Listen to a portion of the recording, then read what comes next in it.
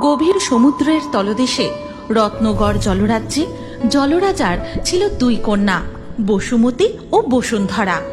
বসুন্ধরা ছিল যেমনই সুন্দরী তেমনি গুণবতী। অপরদিকে বসুমতীর গায়ের রং ছিল যেমন কালো তেমনি সে যেন কোনো কাজই ঠিকঠাক করে করতে পারত না। আর তাই জলকুমারী বসুমতী, তোমাকে একটা কথা কতবার বলতে হবে বলো তো?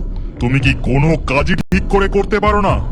না মানে পিতা, আমি খুবই চেষ্টা করেছিলাম, কিন্তু আর করতেও হবে না।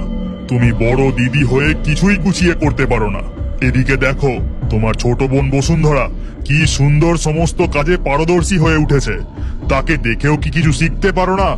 যাও, চলে যাও আমার সামনে থেকে। এই কথা শুনে বসুমতী চোখের জল ফেলতে ফেলতে সেখান থেকে চলে যায়।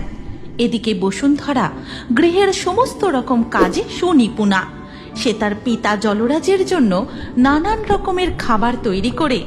পিতা, আজ আমি আপনার জন্য নানা রকমের পদ রান্না করেছি, দেখুন তো কেমন হয়েছে। ওরে বাবা, এ কত কিছু রান্না করেছো কন্যা বসুন্ধরা!